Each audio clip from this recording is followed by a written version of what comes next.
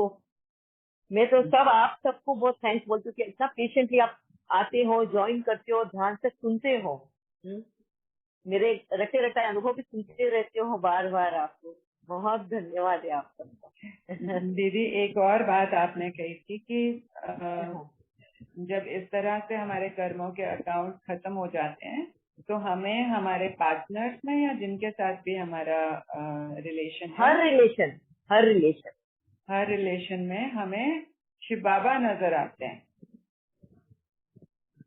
शिव बाबा नजर आएगा कि नहीं ये तो मैं नहीं बोलती, मगर ये उस रिलेशन में हमें बहुत शांति। आपने एक बार कहा था कि जब आपको शिव बाबा नजर आए आपके युगल में, ऐसा करके कुछ आपने कहा? नहीं नहीं? अच्छा शायद ठीक है, कुछ और रेफरेंस होगा। ठीक हाँ, है। नहीं मैंने ऐसे कहा था कि जैसे शायद किसी ने काम विकार के बारे में शेयर किया था कि किस तरह से हम अपनी सोलमेट को याद करें, उसका चेहरा याद नहीं, कुछ नहीं, तो पॉइंट ऑफ लाइट जैसे शिव बाबा दिखाई देता है वैसे ही शिव बाबा की तरह उसको भी आत्मा के रूप में याद करें, ऐसे मैंने कहा होगा। मगर शिव बाबा को ध्यान में रखना, मैं तो कभी रिप्लेस नहीं कर सकती शिव बाबा को किसी के भी। रिप्लेस नहीं माना, जैसे ये पॉइंट होता है ना कि जितना हम प्यार बाबा को करते हैं उतना ही प्यार जब हम सबको भी करने लगते हैं, ये डिफरेंस नहीं रह जाता। जो आपने लवलीन स्थिति का भी बताया था, तो लवलीन does not mean that we love बाबा ओनली। जैसे बाबा हमें प्यार करता है, जैसे हम बाबा को प्यार करते हैं, हम सभी आत्माओं को भी प्यार करते हैं। हाँ, शिव बाबा समान, डिफरेंस नहीं रहता उसमें। डिफरेंस नहीं रहता, मतलब प्यार में डिफरेंस नहीं रहता। हमारा प्यार में किसी के लिए भी मतलब कम ज्यादा अपना पराया ऐसा डिफरेंस नहीं रहता, सबके लिए समान होता है। जैसे शिव बाबा जो है सबके लिए समान प्यार है उसको, पशु पक्षी इंसान मतलब जो बुरा कर्म कर रहा है उसके लिए भी बाबा उतना ही प्यार रखता है जितना अच्छे कर्म करने वाले को। जैसे जो नुकसान पहुंचा रहा है, जैसे टेररिस्ट बोल लो, जो रावण को शिव बाबा का, अगर आपने राम और रावण का ही ले लो एग्जाम्पल, रावण को भी शिव बाबा उतना ही प्यार किया, उसको भी उतना ही आशीर्वाद दिया जितना राम को दिया। राम भी शिव का भगत था और रावण भी शिव का भगत था, है ना, उसको भी उतनी ही पालना दी जितनी राम को पालना दी। तो दोनों में भी कोई फर्क नहीं रखा। तो वैसे ही बाबा हमें भी सिखा रहा है कि हमें भी किसी के भी बीच में फर्क नहीं रखना है कि उसने बुरा कर्म किया है तो उससे ये मैंने ये अनुभव इसलिए शेयर किया कि मुझे जैसे बाबा ने ये बना दिया, उसके बाद में क्या था, मेरे मन में ना उन आत्माओं के प्रति थोड़ा द्वेष आ जाता था। द्वेष है ना थोड़ा सा कि जैसे फॉर एग्जाम्पल सेल्फिश लोग आते हैं ना मेरे सामने, झूठे लोग आते हैं या सेल्फ सेंटर्ड लोग आते हैं, तो उनके प्रति मेरे मन में ना रिस्पेक्ट कम हो जाती है। जब मुझे वो काफी सेल्फिश नजर आते, अपने ही बारे में सोचते हैं, अपने ही बारे में ये करते हैं, तो उस वक्त फिर बाबा ने मुझे ये बात समझाई, नहीं बेटा तेरे मन में द्वेष भाव भी नहीं आना चाहिए, क्योंकि ये उसका व्यू पॉइंट है, उसने उसका विकारी व्यू पॉइंट तेरे सामने रखा है कि तुझे उसको कन्वर्ट करना है सेल्फलेस में। तो वो जितना गंदा कीचड़ वाला पानी रखेगा तेरे सामने, तू क्या करेगी, उसके ऊपर प्योर साफ सुथरा पानी डालते जाएगी, मतलब अपने साफ सुथरे थॉट्स उसको देती जाएगी। उस तरह से वो क्लीन होगा, द्वेष करने से नहीं होगा। तो ये बात बाबा ने मुझे समझाई। मगर ये आपने जो बोला वो तो मुझे अभी तक रिकलेक्ट नहीं हो रहा है। जी ओके, बट वेरी ब्यूटीफुल। वो जो पॉइंट नहीं समझ आया फिर भी बहुत कुछ अच्छा निकल के आया। ठीक, या निर्मल बहन।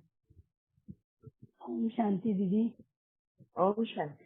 बहुत सुंदर आप दोनों दीदियों का कन्वर्सेशन चल रहा है और उससे बहुत सारी क्लैरिटी सभी को हो भी रही है। मैं आपका दीदी एक पॉइंट रिपीट करूंगी, कल की मुरली से है जो कि 84 जन्म भोगते भोगते अंत में आकर श्याम बने हैं। श्री कृष्ण की आत्मा पुनर्जन्म लेती रहती है, फिर वह नाम थोड़े ही रहता है, इस समय वह आत्मा तमो प्रधान अवस्था में है। तो ये क्लियर तो दीदी पहले ही आपने किया, जस्ट रिपीट किया कि सभी को क्लियर हो कि ब्रह्मा बाबा की सोल अलग है और श्री कृष्ण की सोल अलग है। और आज की मुरली से दीदी एक पॉइंट है कि ज्ञान का सागर परम पिता परमात्मा को ही कहा जाता है, श्री कृष्ण को नहीं कहेंगे, वह तो है सतयुग का प्रिंस। तो दीदी उससे पहले भी कई बार टर्निंग चली और आज बहुत अच्छे से क्लियर हुआ, सतयुग का प्रिंस माना सतयुग स्टैब्लिश हो चुका है और पहला प्रिंस बन चुका है। वो प्रिंस वो स्टेज है जो उसके बहुत सारे जो उसने रोल प्ले, मतलब जो कर्म करके दिखाए उसने, प्रैक्टिकली करके ऊपर जीत पाना, जी, अपने ऊपर जीत पाना। जी, तो वो शेष नाग पे नृत्य किया हो, चाहे उसने वस्त्र चुराए, या सारे सिंबॉलिक है, वो सारा वो श्री कृष्ण अभी का रोल है। तो ऐसे ही हनुमान है या गणेश जी है, सारे रोल यहीं पर है। उसके बाद जो सतयुग जो हम कहते हैं वो नारायण और लक्ष्मी पद जो है वो संपूर्णता की स्टेज है, लेकिन श्री कृष्ण उससे पहले की स्टेज है। तो वो श्री कृष्ण के साथ हम बाल गोपाल सारे वो सब हम सभी मतलब सिंबल एक दिखाते हैं ना, लेकिन एक्ट बहुत सारे लोग वो कर रहे हैं कि श्री कृष्ण वाली अवस्था से जो अपने ऊपर कंट्रोलिंग कर रहे हैं कि वो विकारों में ना जाए, पहले के अकाउंट सेटल करें और सबको सहयोग दें। तो वो सभी हम सभी वो श्री कृष्ण वाली प्रिंस का रोल प्ले कर रहे हैं। तो ये बहुत, और जो बाबा ने कल कहा पुरानी दुनिया देह सही पुरानी, तो पुरानी दुनिया माना लास्ट एपिसोड।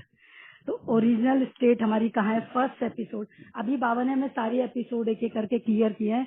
तो लास्ट एपिसोड में हलचल ना हो इसलिए हमें सारे एपिसोड की स्टोरी बता रहे हैं। वो स्टोरी जैसे जैसे क्लियर होती जा रही है, तो लास्ट एपिसोड में एक्चुअली जो करना चाहिए या जो बिना हलचल की जो शांति की अवस्था भी डिस्कस भी हो रहा था, वो शांति की स्टेट आती जा रही है। जी, ओम शांति दीदी। थैंक यू दीदी। वेरी नाइस, बहुत अच्छा। आपकी बातों में बातें बता रहे हो आप श्री कृष्ण की और इसकी, और बाबा ने मेरे लिए और एक जर्नी खोली कर दी। ये मैं बाद में शेयर करूंगी, अभी नहीं। ठीक है, ओम शांति।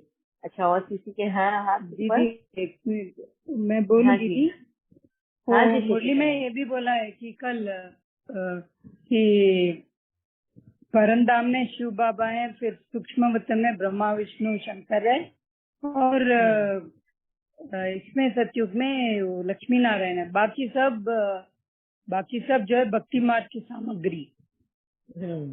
मतलब बाकी देवताएं वगैरह, काली के बारे में भी बोला है।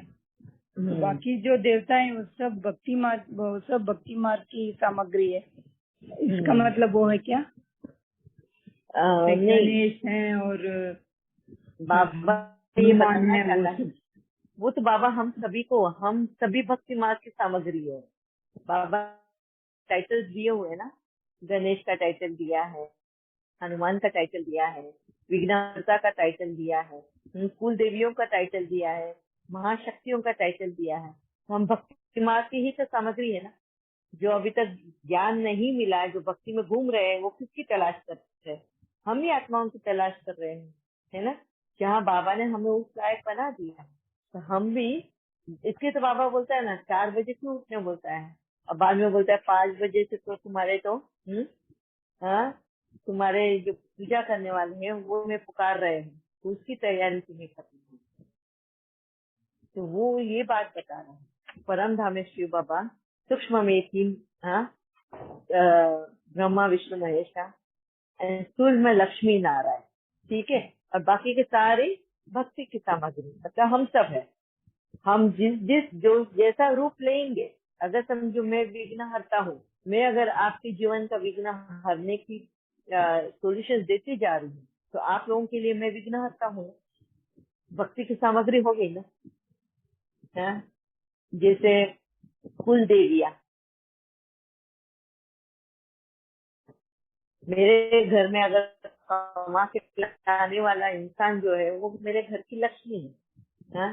घर की सरस्वती कौन?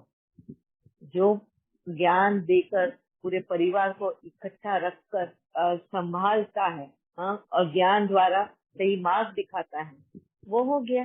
तो ये सारी भक्ति की सामग्री है। हम यही करते करते देवी देवता का वो पद पाएंगे और उसके बाद में ही हमारा लक्ष्मी नारायण में ट्रांसफॉर्मेशन होगा। ठीक है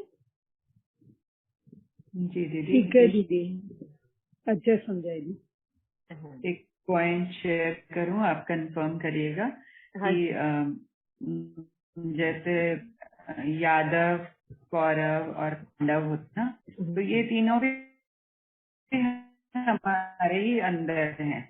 हमारे ही अंदर जो हमारे पुराने स्वभाव संस्कार हैं वो कौरव हैं, और हम अपने ही संस्कारों से लड़ने के लिए डरते हैं। जो अर्जुन बोलता है कि मैं युद्ध नहीं करूंगा, भगवान बोलते हैं युद्ध करो। तो क्योंकि वो मैं ही तो हूँ, मेरे ही रिश्तेदार हैं, वो मेरे ही तो सगे विचार हैं जो मेरे ही अंदर से conscious mind and unconscious mind से आ रहे हैं, तो मुझे उनके साथ लड़ने में हेजिटेशन होती है कि अपने आप को ही मैं कैसे खत्म कर दूं। क्या ये ठीक है दीदी? सिंपल लैंग्वेज में मैं बताऊं तो कौरव जो है हमारे विकार, राइट, ठीक है। यादव जो है यादव जो है हमारा कंफर्ट जोन है। अच्छा। एंड पांडव जो है, हम जब कंफर्ट जोन से बाहर निकल के लड़ाई लड़ रहे हैं ना, वो हो गया पांडव। हाँ, तो वही पांडव अर्जुन हुआ ना, जिसको भगवान कहते हैं कि लड़ो। तो अपने साथ, अपने कजन्स के साथ, अपने भाइयों के साथ लड़ो।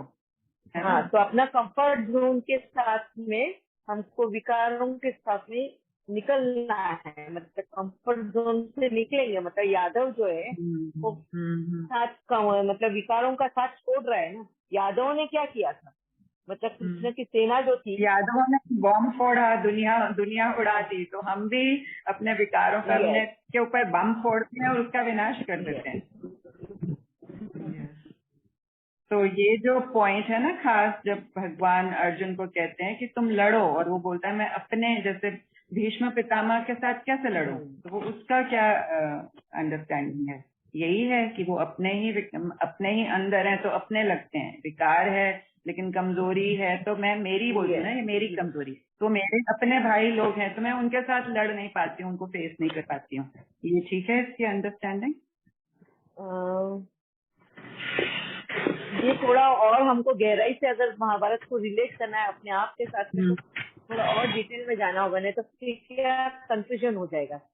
ठीक है, आप ये पॉइंट जब भी जब टाइम हो तो बताइएगा कि ये क्योंकि अपनों का ही उनको वध करना है, उनके ही अगेंस्ट खड़े होना है, तो उसका क्या मीनिंग? यस, मैं बताऊंगी जरूर इसके बाद।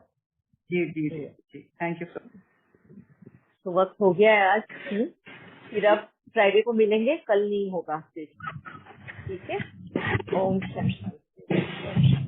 ओम शांति दीदी। ओम शांति दीदी। ओम शांति शिव बाबा। ओम शांति दीदी, थैंक यू दीदी। ओम शांति जी, ओम शांति। ओम शांति।